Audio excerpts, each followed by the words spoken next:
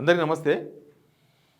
కేసీఆర్ లేస్తే ఆయన చుట్టే రాజకీయం, కేసీఆర్ పండుకుంటే అదొక వార్త, కేసీఆర్ ఫామ్ హౌస్లో ఉంటే అదొక పెద్ద కథ, కేసీఆర్ ఫామ్ హౌస్ నుంచి నందినార్కి వస్తే అదొక పెద్ద బ్రేకింగు, కేసీఆర్ అసెంబ్లీకి వస్తాడా రాడా అనేది ఒక పెద్ద చర్చ, వచ్చి ఎంబడే ఎట్లా అని అదొక చర్చ, అసలు మళ్ళీ వస్తాడా రాడా అని చెప్పేసి మళ్ళీ ఒక పెద్ద చర్చ.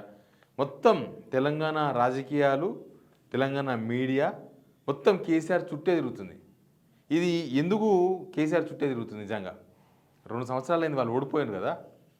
అసలు ఇక్కడ ఉన్న అధికార పార్టీ బీజేపీ వాళ్ళేమో అసలు ఇంకా కేసీఆర్ ఉన్నాడు, బీఆర్ఎస్ ఎక్కడుంది, ఇంకా వాళ్ళ పార్టీ లేదు, అది ఇది అని చెప్పి వీళ్ళు మాట్లాడతారు. పరిస్థితులేమో అందుకు భిన్నంగా కనిపిస్తున్నాయి. కేసీఆర్ ఏం చేసినా అదొక పెద్ద వార్త అవుతుంది. రాజకీయాలు మొత్తం తన చుట్టూ తిరుగుతున్నాయి.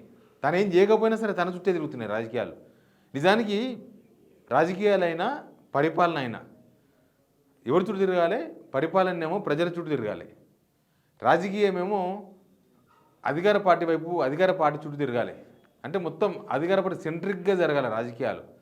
కానీ అధికార పార్టీ లీడర్లే కేసీఆర్ చుట్టూ చేస్తున్నారు రాజకీయం. వాళ్ళ చుట్టూ తిరుగుతలేదు ఏది. అసలు ఏమైంది దీనిలో? ఏం అర్థం చేసుకోవాలి తెలంగాణ రాజకీయాలను? జనం కూడా కష్టం వస్తే కేసీఆర్ వైపు చూస్తున్నారు, గవర్నమెంట్ వైపు చూస్తలేరు. గవర్నమెంట్ ఏమైనా చేస్తుందేమో అని చూస్తలేరు. కేసీఆర్ అన్నా అంటున్నారు, కేసీఆర్ వైపు చూస్తున్నారు.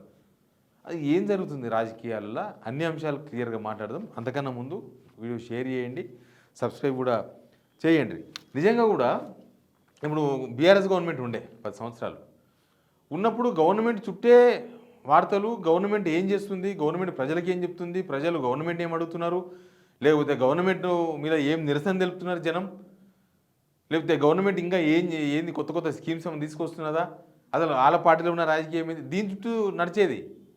కానీ ఇప్పుడు మొత్తం మీడియా కూడా మొత్తం ఇంకా బీఆర్ఎస్ ఏం జరుగుతుంది, కేసీఆర్ ఏమంటున్నాడు, కేసీఆర్ ఎక్కడ పోతున్నాడు, కేసీఆర్ ఏం తింటున్నాడు, కేసీఆర్ ఎక్కడ పోయిండు, ఏం చేస్తున్నాడు, వస్తాడా రాడా, పోతాడా పోడా, అసెంబ్లీకి 5 నిమిషాలనే బయటికి ఎట్లా వచ్చిండు, రేవంత్ రెడ్డి పోయి కేసీఆర్ని కలిసిండు. కేసీఆర్ చుట్టే రాజకీయాలు నడుస్తున్నాయి తప్ప మీడియా మొత్తం కూడా కేసీఆర్ చుట్టే తిరుగుతుంది తప్ప అసలు పరిపాలన చుట్టేది అంటే పరిపాలన ఏడుందని అడగగలరు. పరిపాలన ఏడుంది అని అంటే మరి వాళ్ళే చెప్పాలి, కాంగ్రెస్ వాళ్ళు. అంటే మీరు ఫెయిల్యూర్ అయింది కాబట్టే కేసీఆర్ చుట్టూ రాజకీయాలు నడుస్తున్నాయి. ప్లస్ కేసీఆర్కి ఒక హిస్టరీ ఉంది, అది కాంగ్రెస్ పార్టీలో ఎవరికి లేదు, రేవంత్ రెడ్డికి లేదు. కేసీఆర్ ఓన్లీ 2001 నుంచి తెలంగాణ పోరాటం అదొక్క హిస్టరీ మాత్రమే కాదు, 25 years హిస్టరీ మాత్రమే కాదు. ఆయన 1985 నుంచి ఎమ్మెల్యే. అప్పటి నుంచి ఆయన చుట్టే నడుస్తున్నాయి రాజకీయాలు. ఆయన చుట్టూ ఆయన ఏదో ఒక నిర్ణయం తీసుకుంటాడు, ఆ నిర్ణయం చుట్టే జరుగుతూ ఉంటాయి పాలిటిక్స్ మొత్తం కూడా. అప్పుడు కూడా రేవంత్ రెడ్డికి ఏమో అది లేదు కదా. ఇప్పుడు ఆల్టర్నేటివ్గా బీఆర్ఎస్ ఓడించాలనుకున్నారు జనం, ఓడించిండ్రు. ఓడించినాక ఆల్టర్నేటివ్ కాంగ్రెస్కి వేసిండ్రు ఓటు, కాంగ్రెస్ ఎక్కువ సీట్లు వచ్చినాయి. తర్వాత అధిష్టానం నియమింపబడ్డ ముఖ్యమంత్రి రేవంత్ రెడ్డి, అధిష్టానం ఎంపిక చేసింది తప్ప జనం ఎంపిక చేయలే. జనం ఆయన ఫేస్ వాల్యూ చూసి ఓటు వేయలేదు. అందుకే ఆయనకు ఏం అర్థమైతే లేదు, ఆయన ఏం చేయలేకపోతున్నాడు, ఆయన చుట్టూ ఏం నడుస్తలేదు. అందుకే ఆయన మీద నమ్మకం లేదు, జనాలకు భరోసా లేదు, ఈయన చేస్తాడు అని ఎవరు నమ్మకలేని సిచ్యువేషన్. అధిష్టానం నియమించబడ్డ వ్యక్తే తప్ప ప్రజలు నియమించుకున్న వ్యక్తి కాలేకపోయాడు. అంతకుముందేమో కేసీఆర్ కదా ఉద్యమం చేసినా, ఉద్యమంలో ఓ మాట మాట్లాడినా, ఆయన ఢిల్లీ పోయినా, ఢిల్లీ నుంచి వచ్చినా, నిజంగా నేను చూస్తున్న బట్టి అయితే నేను వచ్చిన 17, 18 years నుంచి కేసీఆర్ చుట్టే రాజకీయాలు నడుస్తున్నాయి. ఇక మలిదశ ఉద్యమం నుంచి అయితే కేసీఆర్ అంటే తెలంగాణ అంటే కేసీఆర్. దాన్ని ఎవరు చర్చలేకపోతున్నారు. కేసీఆర్ అనమాలు లేకుండా చేస్తాం, కేసీఆర్ గుర్తే ఉండడు, ఇంకా కేసీఆర్ ఎక్కడొస్తాడు, కేసీఆర్ మర్చిపోవాల్సిందే, కేసీఆర్ తెలంగాణకు ద్రోహం చేసిండు, ఇట్లాంటి చాలా కామెంట్స్ చేసిండ్రు. అంటే జనాలకు కేసీఆర్ మీద ఇంకా విరక్తి కలిగిద్దాం అనే ప్రయత్నం జరిగింది. కానీ అదేం సాధ్యం కాలేదు. అసలు వీళ్ళ మీదే విరక్తి కలిగింది. ఇప్పుడున్న గవర్నమెంట్ మీదనే జనాలకు పూర్తిగా విరక్తి కలిగింది. ఎవరు చెరపలేని సాక్ష్యాలుగా మిగిలిపోయినాయి. అధికారం పోయినంత మాత్రాన పతనమేం కాదు, అధికారాలు పోతుంటాయి, వస్తూ ఉంటాయి, ఇవన్నీ కామన్గా నడుస్తుంటాయి. మనకు ఎన్ని గవర్నమెంట్లు చూస్తలేం, ఒకటే గవర్నమెంట్, ఎక్కడన్నా ఒకటే గవర్నమెంట్ ఉన్నదా? ఆ ఒడిశాలో ఉండే ఒక 24 or 25 years గవర్నమెంట్ ఉండే, అది కూడా పోయింది ఇప్పుడు. ఇంకా ఎక్కడ అదిగో పర్మనెంట్ ఏం కాదు కదా, ఇదేం చైనా కాదు కదా పర్మనెంట్గా ఉండి నీకు మారుతూనే ఉంటుంది. 2023 ఎలక్షన్స్కి ముందు కాంగ్రెస్ ఏంది, వాళ్ళకు ఒక సర్పంచ్ ఉన్నాడా, లేకపోతే వాళ్ళకు ఒక ఎమ్మెల్సీ కూడా లేకుండా శాసనమండలిలో ఇప్పుడు అధికారంలోకి వచ్చిండ్రు. అధికారం అనేది మార్పిడి జనం కోరుకుంటూ ఉంటారు. జనం ఎప్పుడు రేవంత్ రెడ్డి కావాలని కోరుకోరు. జనం 2 సంవత్సరాలకే రేవంత్ రెడ్డి దింపేయాలని కోరుకుంటున్నారు ఇప్పుడు. మళ్ళీ కేసీఆర్ కావాలని కోరుకుంటున్నారు. కేసీఆర్ని దింపాలని జనం డిసైడ్ అయింది 2023లో అదే ప్రజలు.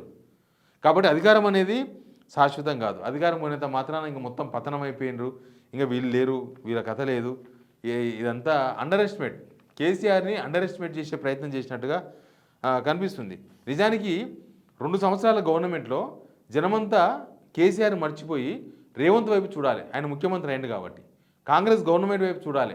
ఈ గవర్నమెంట్ ఏమో చేస్తుందా మా కోసం ఇంకేమైనా కొత్త స్కీమ్స్ తీసుకొస్తారా, లేకపోతే ఈ గవర్నమెంట్ ఈ సమస్యలను ఎట్లా పరిష్కరిస్తుంది, అసలు ఏంది ఈ గవర్నమెంట్ ఏం చేయబోతుంది అని అసలు మీద మొత్తం మర్చిపోయి కేసీఆర్ను అసలు మొత్తం మర్చిపోవాలి. ఆయన మొత్తం కాంగ్రెస్ గవర్నమెంట్ను రేవంత్ రెడ్డి ముఖ్యమంత్రి ఒకటి ఆయనను గుర్తు చేసుకోవాలి. కానీ మొత్తం రివర్స్ నడుస్తుంది. అసలు కాంగ్రెస్ వాళ్ళే కేసీఆర్ చుట్టూ తిరుగుతున్నారు కదా. కాంగ్రెస్ రాజకీయమే కేసీఆర్ చుట్టూ జరుగుతుంది. వాళ్ళ పాలన మొత్తం కేసీఆర్ చుట్టే తిరుగుతున్నారు. రేవంత్ రెడ్డి ఎన్నిసార్లు కేసీఆర్ కేసీఆర్ కేసీఆర్ కేసీఆర్ అని మాట్లాడిండు. ఆయన కేసీఆర్ పేరు తలుచుకొని రోజు లేదు, ఆయన కేసీఆర్ పేరు తలుచుకొని ప్రెస్ మీట్లు లేదు, కేసీఆర్ పేరు తలుచుకొని బహిరంగ సభలో లేదు.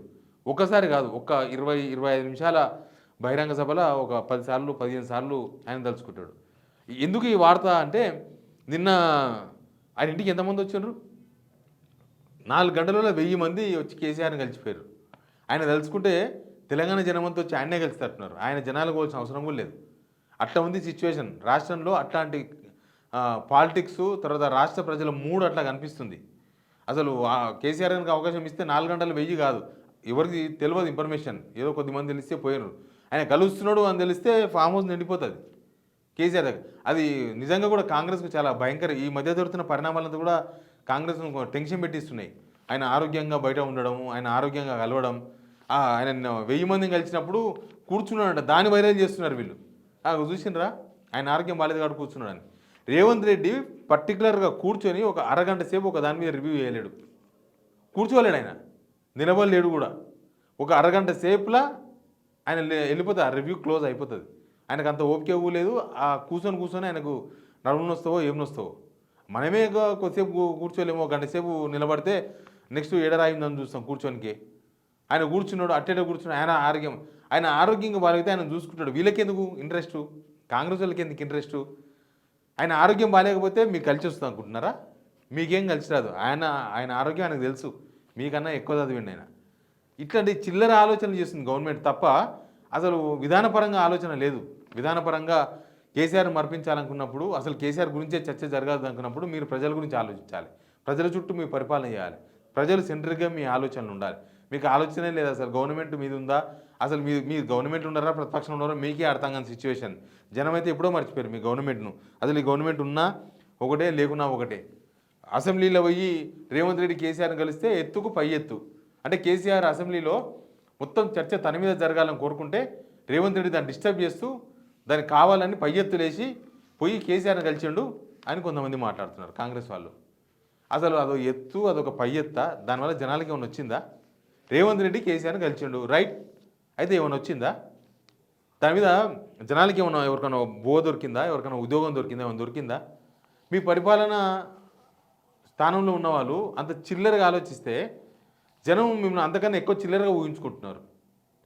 ఎనీవే, రాష్ట్ర పరిపాలన, రాష్ట్ర ప్రభుత్వం, తర్వాత రాజకీయాలు మొత్తం సెంట్రిక్, మొత్తం కేసీఆర్ జరుగుతుండడం, ఇది ఈ ప్రభుత్వ ఫెయిల్యూర్కి ఇది ఒక కారణం.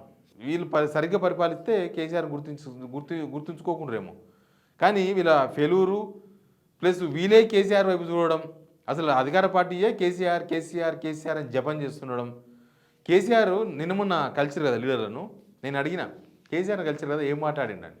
ఆయన మాట్లాడిందంట, రాష్ట్రం ఎట్టుపోతుందో అర్థమైతే లేదు, అసలు రైతులు చాలా ఇబ్బందుల్లో ఉన్నారు, మనం నెక్స్ట్ గవర్నమెంట్ వచ్చిన తర్వాత ఇదంతా సెటరేట్ చేయడానికి కొంత టైం పడుతుంది, ఈ 2 సంవత్సరాలకే వీళ్ళు 10 సంవత్సరాలు వెనుకకు తీసుకుపోయినారు గవర్నమెంట్ని, రాష్ట్రాన్ని.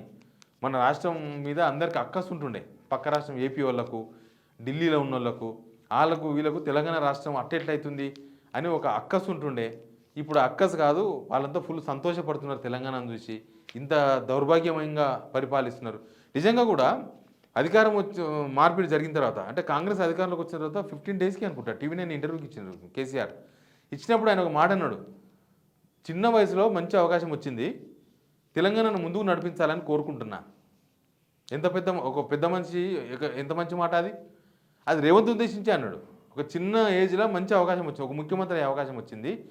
దీన్ని ముందుకు తీసుకొని పోవాలని కోరుకుంటున్నా. అంటే ఒక తెలంగాణ ఆకాంక్షపరుడుగా లేకపోతే తెలంగాణ వాదిగా ఎవరైనా అది కోరుకుంటారు. కేసీఆర్ ఒక పెద్ద మనిషిగా అది కోరుకున్నాడు. కానీ రేవంత్ రెడ్డి ఏం చేసిండు 2 సంవత్సరాల్లో? మొత్తం పీకి పందిరేసింది తెలంగాణను. అసలు ముందుకు తీసుకుపోడు కాదు, నవ్వుతున్న వాళ్ళ ముందర జారి కింద పడ్డాడు చేసిండు. మొత్తం వాళ్ళంతా తెలంగాణ అట్టెట్లా బాగుపడుతుంది విడిపోయి అని ఉంటారు కదా కుట్రదారులు. ఎంతమంది ఉన్నారు? దేశాలకు శత్రువులు ఉన్నట్టే రాష్ట్రానికి కూడా శత్రువులు మస్తు మంది ఉన్నారు.